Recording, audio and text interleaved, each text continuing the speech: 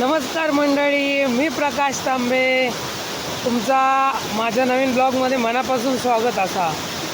मित्रांनो, मी सुरुवातीलाच एक ब्लॉग बनवलेला आहे, मराठीतून बनवलेला आहे, पण भरपूर जणांनी चांगले कमेंट दिले, चांगलं सपोर्ट केलात, त्याबद्दल सगळ्यांचे मनापासून आभार. आणि काही जणांचे असे कमेंट दिले की आपल्या मालवणी बोलीभाषेतून तू व्हिडिओ बनव.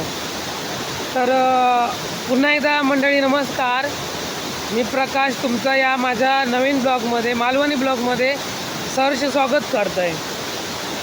सुंदर दिवसाच्या सुंदर शुभेच्छा तुमचं सगळ्यांचं दिवस आनंदीमय जावो, सुखी समाधानी जावो, हीच परमेश्वराच्या चरणी प्रार्थना.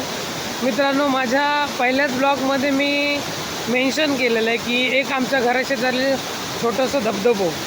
मित्रांनो, पाऊस वाढलो आणि आता भरपूर पाणी इलेलं असं त्या धबधब्यात, आणि त्या धबधब्याचा जो मेन पॉईंट आहे, तर या मेन पॉईंटाकडे मी इलं आहे आणि आता तुमका दाखवतलं आहे की इकडचं किती सुंदर वातावरण हा, किती शांत निसर्गरम्य वातावरण आता मी तुमका दाखवणार आहे.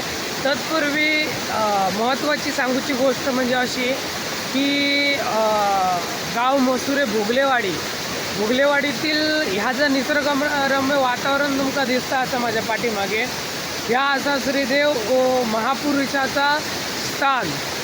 आणि इतिहास वजा हा की पूर्वीच्या काळी या ठिकाणी या झऱ्याचा जो उगम झालेलो हा, तर ह्यो उगम 12ही माही या झऱ्याचं जे पाणी होता त्या पाणी पूर्ण वाडीत मिळत होता आणि पूर्वीचे लोक आता पाणी पित होते.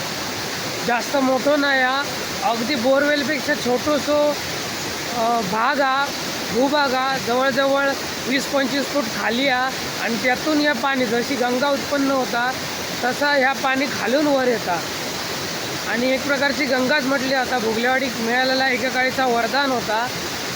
तुर्तास आता काही कारणामुळे बंद झाला, परंतु पावसाळ्याच्या काळात खूप मोठं पाणी येतं आणि एक चांगलं प्रकारचं धबधबो आपल्याला बघूक मिळता. तर मंडळी, आता तुमका मी दाखवणार आहे की इथला वातावरण आणि प्लसमध्ये जो धबधबो हा, एक नयनरम्य असं धबधबो हा, खूप छान वाटता. एकदम हिडन जागा असा, जास्त कोणा इथला माहीत नाही हा. तर बघा मंडळी, माझ्या पाठीमागे जो पाण्याचा प्रवाह सुरू होता, छानपैकी बघा, इकडे एक झाड हा आणि 2 दगडाच्या मधून जो प्रवाह पाण्याचा पडता, एकदम भारी वाटता. तुम्ही बघू शकतात.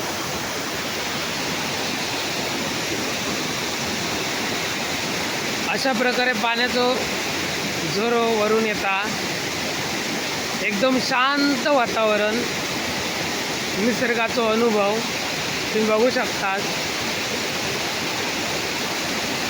पाणी तर एवढा शुभ्र की एकदम फिल्टर पाण्यापेक्षा पण भारी, फिल्टर करूनही असं पाणी आपल्याला मिळत नाही. आणि सांगायचं दृष्टिकोन असो की आज आपण विज्ञान युगात वावरतो, प्रगती झाली, परंतु तेवढीच अधोगती पण हा.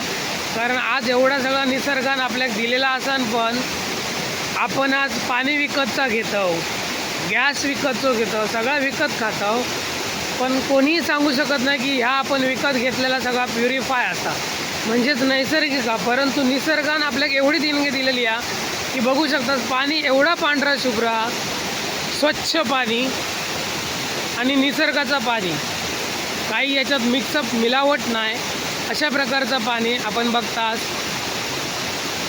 खूप छान निसर्ग.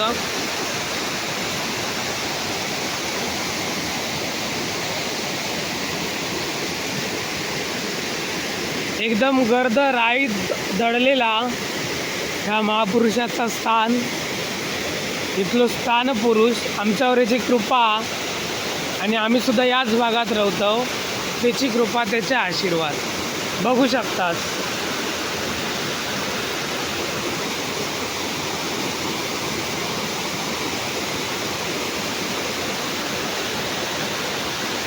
अशा तऱ्हेने या पाणी हळूहळू असा मार्गस्थ होता आणि खाली जाऊन तो प्रवाह ओहोळाक जाऊन मिळता.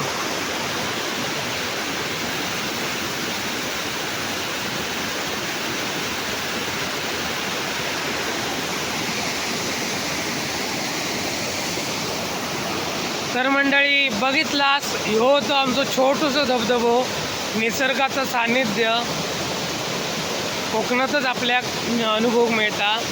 तर मंडळी बघा, ह्यो ब्लॉग तुमका कसं वाटलं, छोटंसं व्हिडिओ वाटलो नक्की कमेंट करा आणि लाईक करा, शेअर करा. चॅनलवर नवीन असाल तर सबस्क्राईब करा. पुन्हा भेटूया एका नवीन ब्लॉगमध्ये. तोपर्यंत बाय बाय, धन्यवाद.